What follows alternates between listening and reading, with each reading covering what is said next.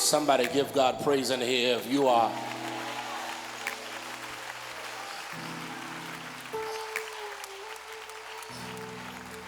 I gotta do this. Has it hit you yet that he knows your name? Has it really hit you? The book said is that my name is engraved in his hand. Somebody ought to give him praise right there. If you're glad God knows your name.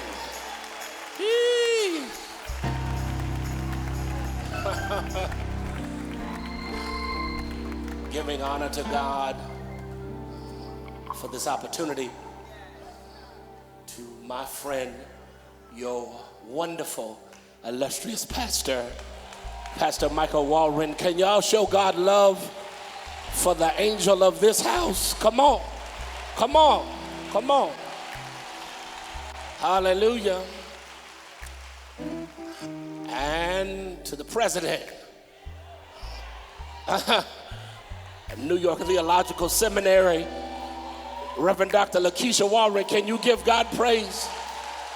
Listen, give God praise for your pastor and your president. Come on, I like that. I'm going to use that again. To my nephew, Reverend Trey, amen. Y'all be seated. Let me say something real quick, then I'm going to preach. For 15 years, I've been coming to FCBC. And I got to say this prior to my sermon. Really, all that can be said about 15 years later, great and marvelous are his works. You all ought to be giving God praise like you lost your mind, because in 15 years, God has been in this place.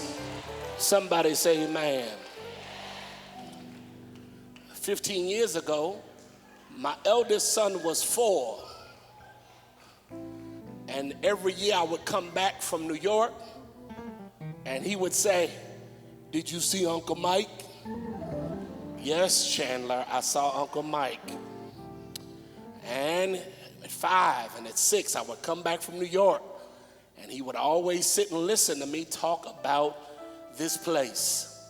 I am elated that 15 years later that I have my eldest son with me here today. Chandler, stand up, Chandler, so the folk can see you.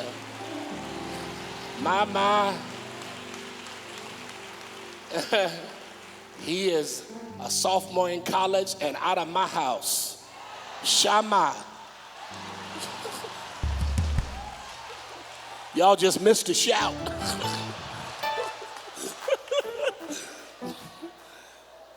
This is his first time to New York City. Yeah, y'all better say something. And when we landed at LaGuardia and we walked out, he saw all them cars, all them people, his eyes shot open. I'm elated to have him here, amen. Pastor Darren preached a word this morning. Give God praise for Pastor Darren.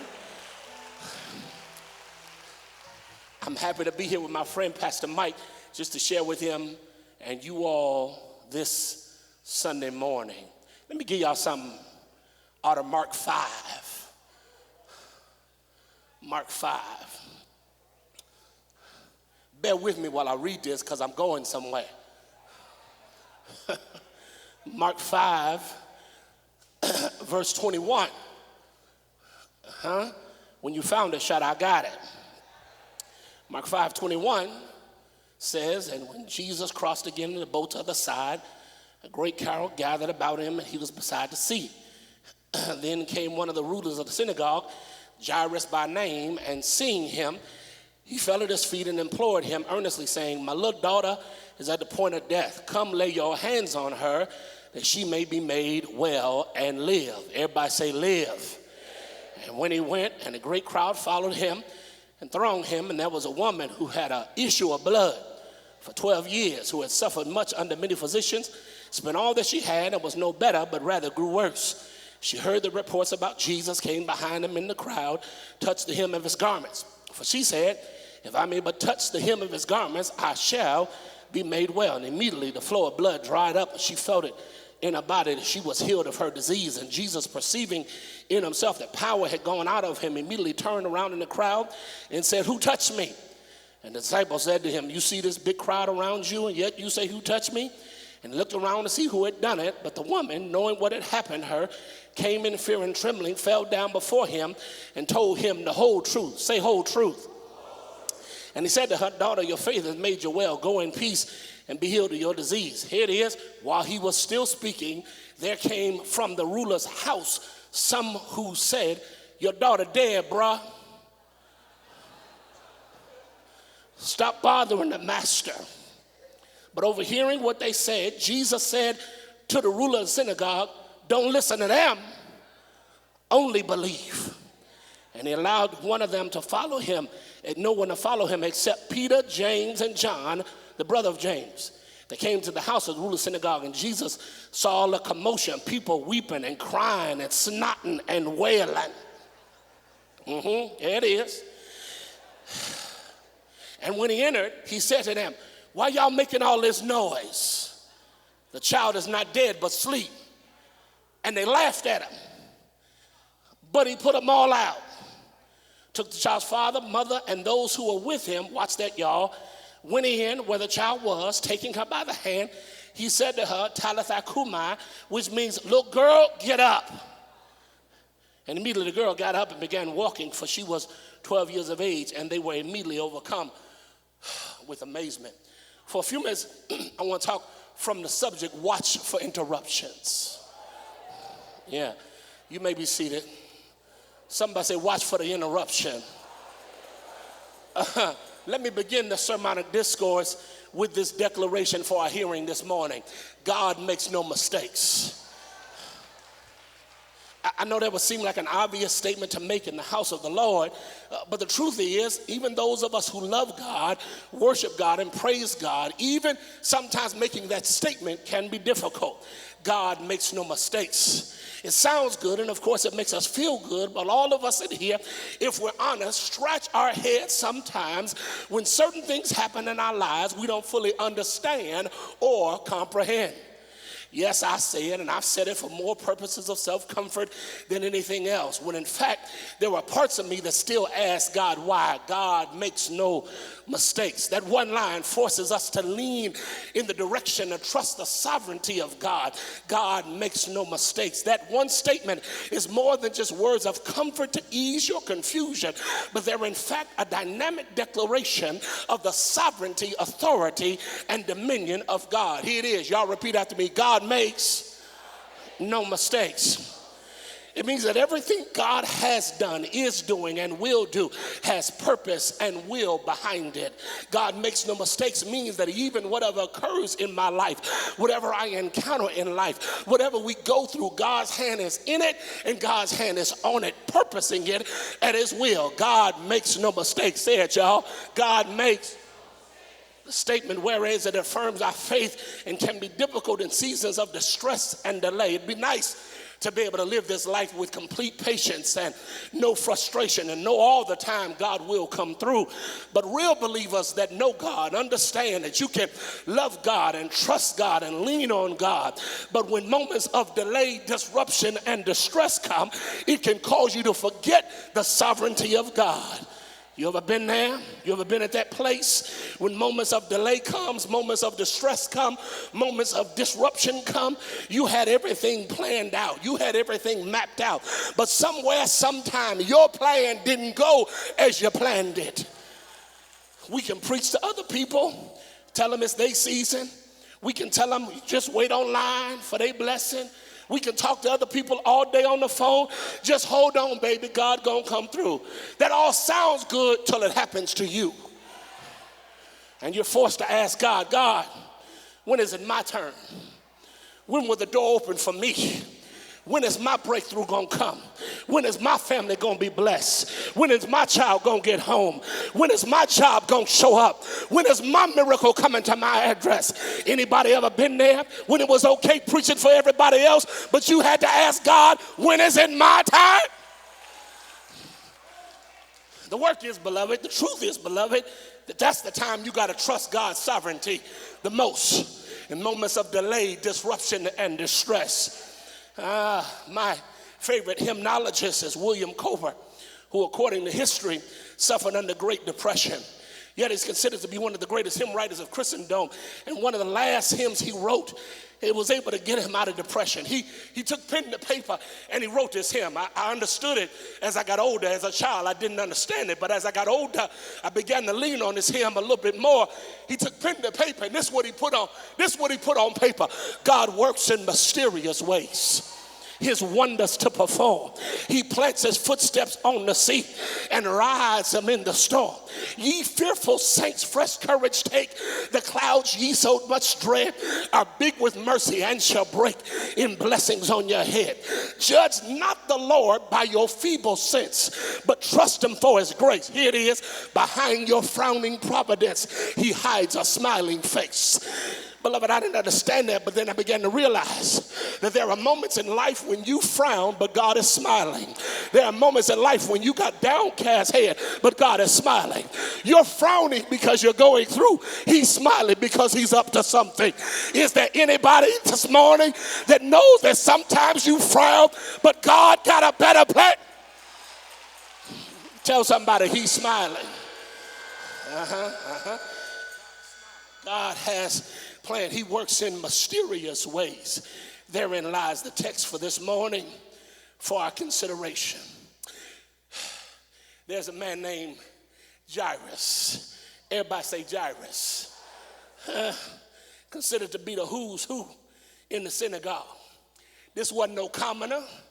This was somebody with means, had money, wealth, influence, and power. Here it is, but trouble comes to his house. Can I just tell y'all that trouble don't know no address? Trouble don't care how much money you got. Trouble don't care what kind of car you drive. Trouble don't care where you live. It will. Okay. The book says Jairus is in trouble, and he goes to find Jesus. Let me just narrate this thing. He goes to find Jesus. He leaves his place of importance, his place of prestige, his place of position, because his daughter is dying. Everybody say dying. Jairus needs to see Jesus. He desperately needs to find Jesus. Can you just imagine Jairus leaving his house, going door to door, trying to find Jesus? Have you seen Jesus? My daughter's dying. Have you seen Jesus? My daughter's dying. Finally, from a distance, he sees Jesus. He runs to him. He don't introduce himself. He don't give his title. He don't say how many years he's been in the synagogue. He cuts to the quick. He gives the problem and the solution in one word. My daughter's dying. Come here, man. Lay your hands on. To Jairus, this was an easy request. He goes to get Jesus. The plan that he mapped out was working. If I get Jesus to my house, everything gonna be all right. Plans running smooth. Can I just say this? You ever had plans go the way you want them to go? Can I find 5 people in here that's ever mapped something out?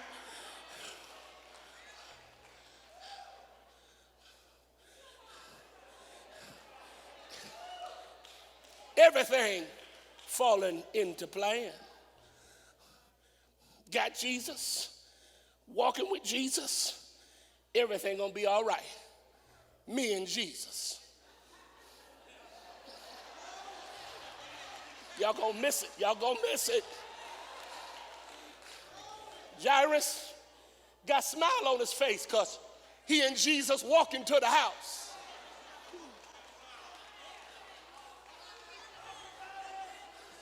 Can you see him? got pep in his step because he got Jesus. Y'all know how y'all church folk get. He walking with a little spiritual swagger because he got Jesus. But all of a sudden, Jesus stops walking with him. Wait a minute. Hold on, player. Me and Jesus were walking. All of a sudden, he stopped. And he notices that a woman has caught the attention of Jesus. A woman for 12 years sick has reached in down underneath the crowd, touched the hem of his garment. Now most people preach the B story, which is the woman with the initial blood story, and they forget the A story.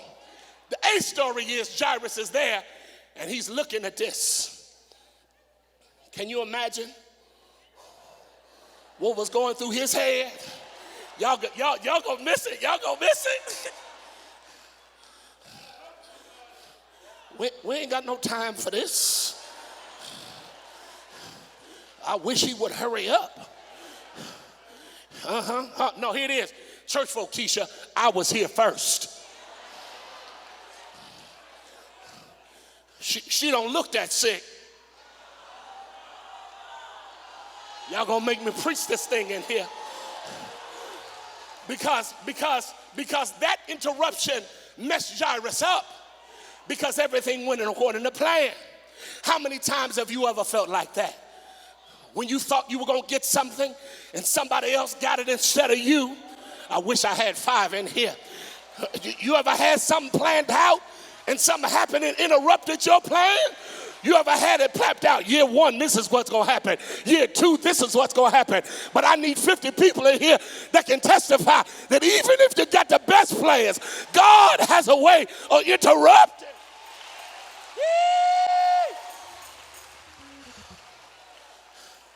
I believe that God uses interruptions to mature us to another level. Oh, we gonna go in here. I believe that interruptions are divinely appointed to us because God can't give us what we want at first hand. He got to cause a disruption in order for us to mature. Is there anybody in here that's ever had an interruption, but you can look back on your life and say, God, I thank you that didn't work? Yeah. Let me give it to you.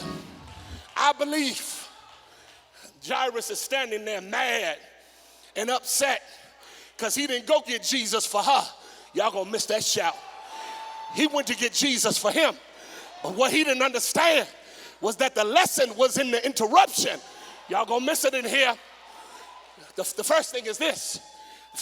Sometimes God interrupts your life because sometimes you need to see a miracle before you can receive a miracle. Shut up.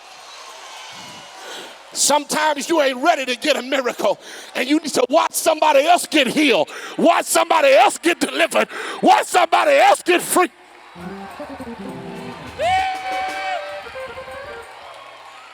Sometimes God got to test you.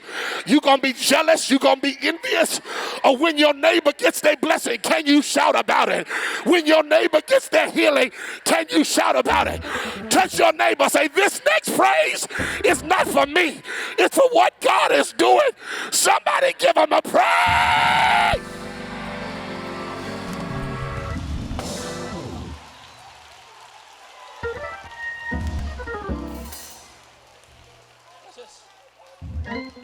Some of us have missed our miracle because we were selfish. And you ain't shout about somebody else's blessing. Can I say something to y'all? If God is blessing your neighbor, that just means he's in the neighborhood. And you next. Slap your neighbor, say he's in the neighborhood. He's in the neighborhood.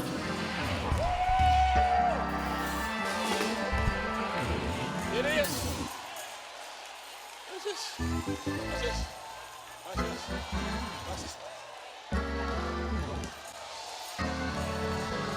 Some of y'all ain't shouting yet because you waiting for your miracle. When you go shout over the blessing, somebody, yeah.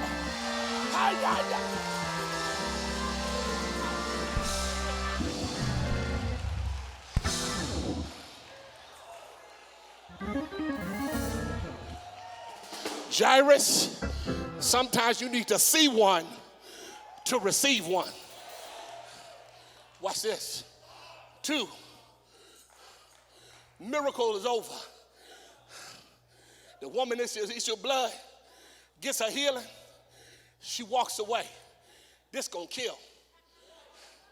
Jairus, whose hopes got dashed because the first interruption delayed him. Now he turns, got Jesus back on track.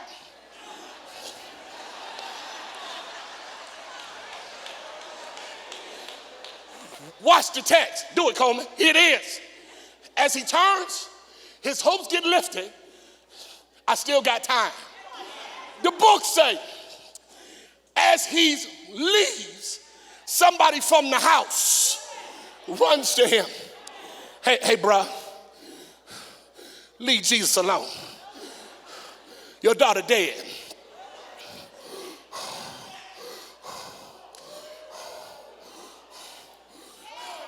If the first interruption ain't messed me up, the second interruption messed me up. Because now as long as she was alive, there was possibility. Gone, boy. But now you say she dead. Here it is. You got to make a decision. Here's Jairus' decision. I ain't going to keep you. You got to decide. Are you going to believe what they say? Or are you going to believe what he said? Shut up. Y'all ain't shouting. Because Jesus says, hey, bruh, ignore what he said. Your daughter going to live again. Y'all going to miss it. It's what I told my church. There comes a time in your life, Shama, where either you're going to believe what other folks say or you're going to believe what you believe. Y'all better hear me in here. Stop listening to other folk who haven't been through what you've been through to get to where you are. You better believe what the master say. The book say I'm the head and not the tail. I'm above and not beneath. I'm a lender, not a borrower. Slap your neighbor, say believe what you believe. Greater is he that's in me than he that's in the world. Believe what you believe. Somebody give him glory if you know God is able.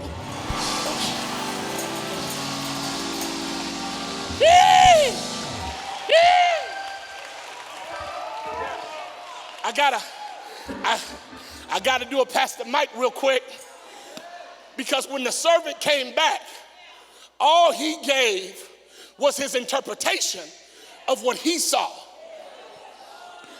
Don't let other folk interpret your situation for you. You better learn how to interpret it for yourself.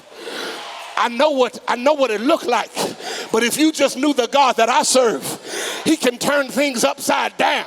Can I get 50 folks to jump up now to testify? I know what God told me. He told me I was blessed. He told me I was anointed. He told me. Slap somebody and say, I know what he told me.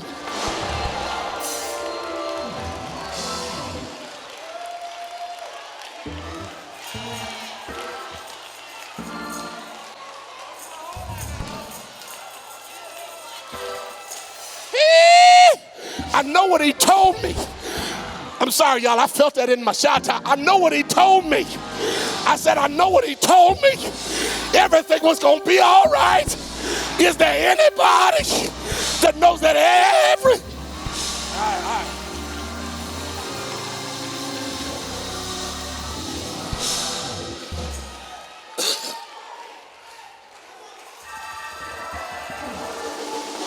Watch this. First interruption, he trying to get you to see one before you can get one. Second interruption, he trying to see if you're going to believe beyond what they say.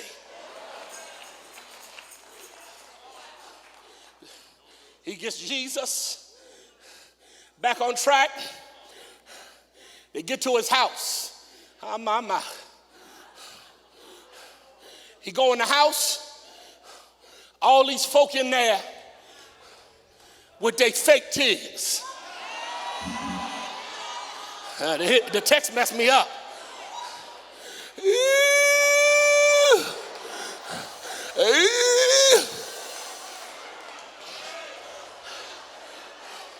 You know how they get. You know.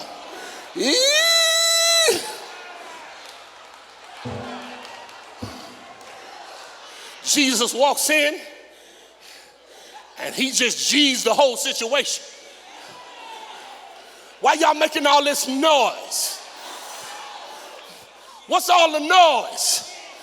He said, she ain't dead. She's asleep. But here's the G move. He doesn't let the imposters stay in the room. Shut up, shut up.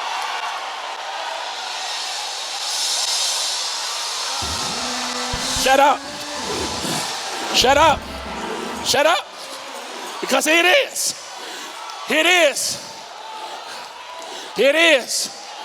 Jesus puts them all out. Sometimes you need to tell some folk, here it is, Desiree, don't get put out. If you can't believe at the level I'm believing, if you can't see what I'm seeing, if you can't go where I'm going, if you can't do what I'm doing, you got to get it out. Slap your neighbor and say, don't get put out. Here it is. You need to say to 3 people, don't get put out. Turn to 3, don't get put out. Don't get put out. Wrong attitude, you get put out. Bad spirit, you get put out. Low vision, you get put out. Somebody give them glory.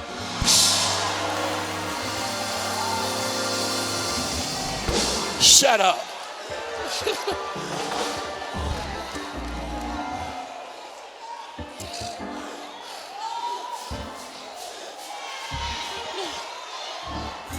My. He puts them out. It's Peter, James, John, Mama, Daddy. Y'all gonna make me go through this? Jesus. Yeah. Peter, James, John, Mama, Daddy, Peter. Can I say this? You don't need everybody in your life for something to live again. You just need some Peter, James, and John around you that can believe. Is there anybody in here? The book says where 2 or 3 are gathered together in my name, there I am.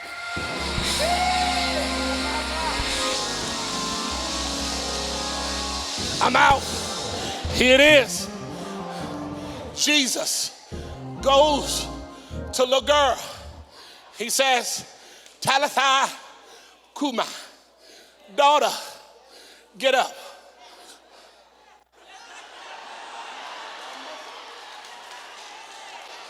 Little girl got up. The miracle was not just for the little girl. The miracle was for Jairus so that he could believe that behind every interruption, there's a God working for you. Behind every interruption, there's a God on your side. Behind every interruption, there's a God working for you. Is there anybody today at FCBC that knows you have a God that's behind the scenes working some stuff out for you? Go ahead and give him glory right now.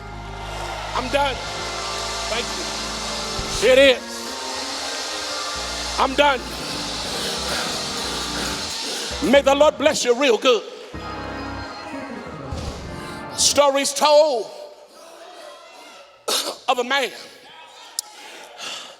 The night before he went to sleep, he prayed to God. He said, God, tomorrow give me a good day.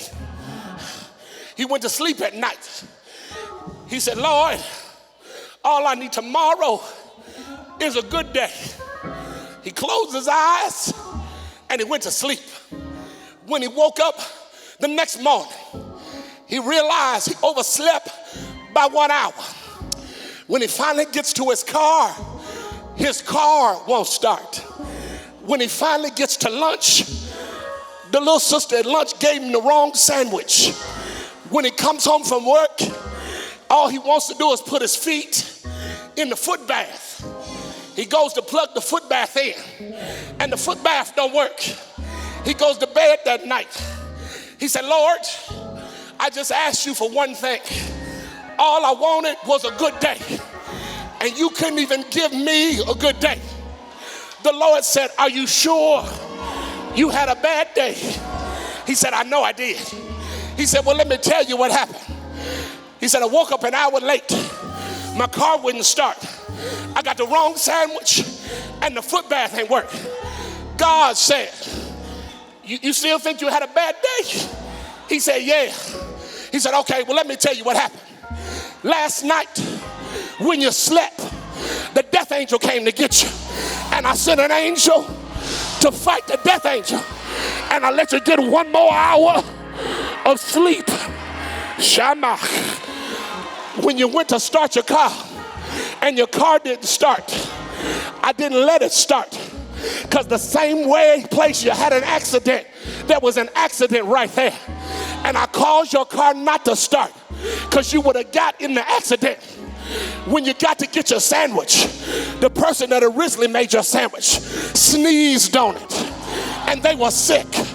So I had them give you another sandwich because I know you couldn't afford the time off. When you got home,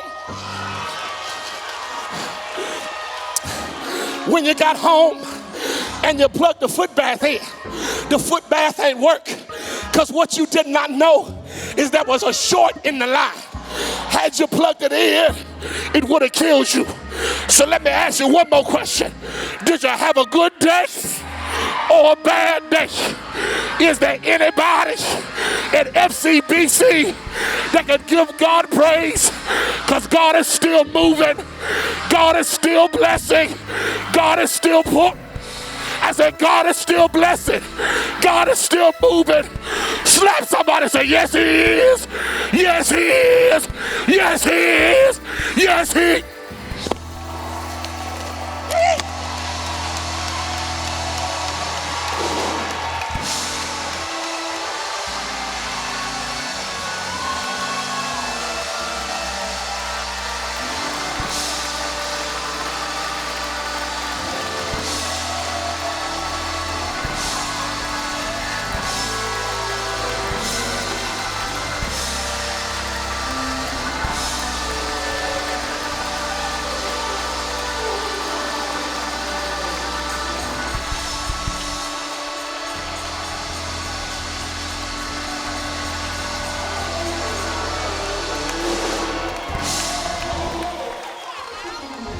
Come on, Reverend. He ain't finished.